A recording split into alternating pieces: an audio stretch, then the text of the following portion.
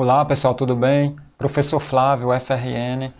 Na aula de hoje iremos falar sobre indutores. Indutores são elementos que armazenam uma quantidade limitada de energia elétrica que pode ser recuperada em qualquer momento.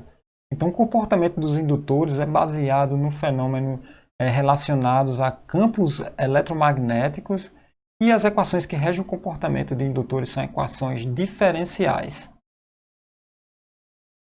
Temos aqui alguns exemplos de indutores, né?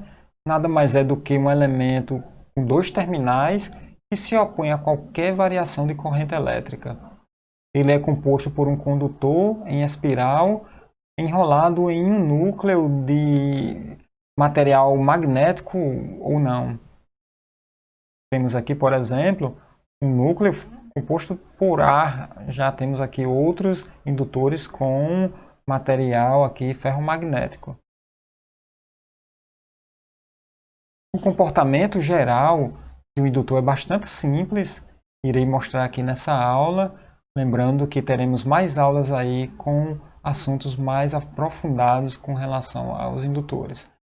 Então, nós temos aqui uma bobina, certo? Quando nós temos uma bobina sob efeito de um campo magnético variável, isso tem-se a indução de uma tensão em seus terminais, a lei de Faraday, ok? Então, por exemplo, nós temos aqui um indutor, veja que é uma bobinazinha, nós temos aqui um condutor e temos aqui várias e várias voltas em um material ferromagnético. Temos aqui os dois terminais que foi conectado a uma fonte de tensão alternada, ok?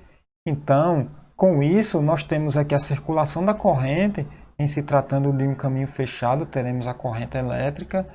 E a corrente elétrica nessa direção, o que é que vai acontecer? Essa corrente elétrica ela é forçada a dar voltas e voltas aqui em torno desse material ferromagnético, ok? Então, a corrente entra nesse lado aqui direito, enquanto que a corrente sai por esse outro lado aqui esquerdo, certo?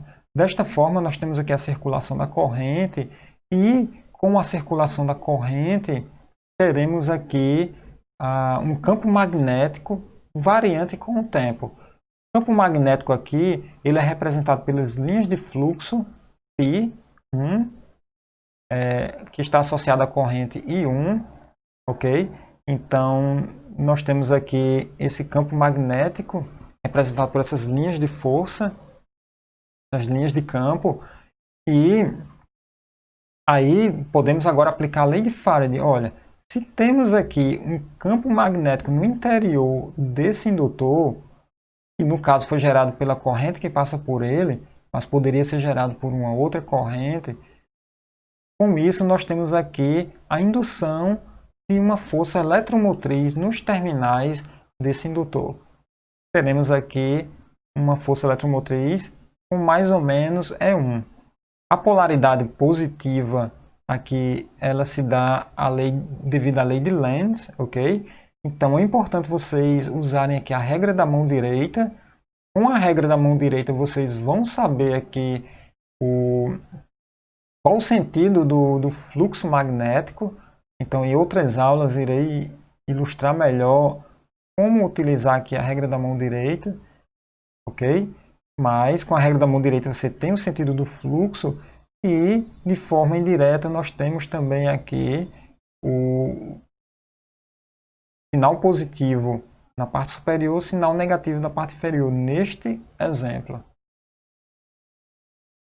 Então, existe aqui, sabemos que a tensão induzida ela é a derivada do fluxo, ok?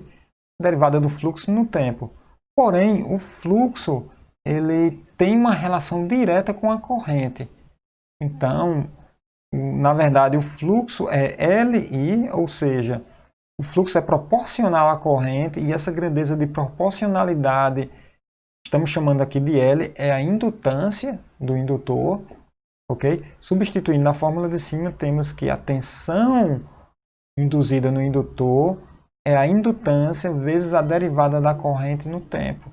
É uma fórmula bastante importante aqui em eletricidade aplicada e em circuitos elétricos. Por definição, indutância é a medida da capacidade de um dispositivo armazenar energia elétrica em seu campo magnético. A indutância mede o grau de oposição oferecido pelo indutor à variação de corrente em seus terminais. Nós temos aqui a simbologia do indutor, seria isso daqui bastante pertinente.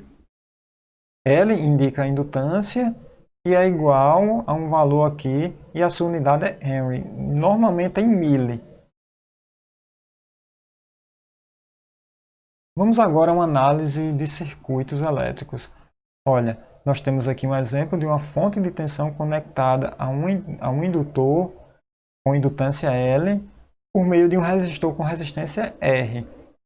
Um indutor, ele em corrente contínua, depois vamos estudar melhor em corrente alternada, mas em corrente contínua, no regime permanente, o indutor ele funciona como um fio. Então, em corrente contínua, você pode substituir o indutor por um fio, por um curto-circuito entre os dois terminais do indutor. Ok? É isso, pessoal. Espero que vocês tenham gostado dessa aula preliminar, introdutória sobre indutores. Como falei, iremos ver mais conteúdo no tema. Não esqueça de se inscrever no canal. Também compartilha com os colegas que estejam aí estudando circuitos elétricos, eletricidade aplicada ou eletricidade básica. Não esquece do like e até a próxima aula.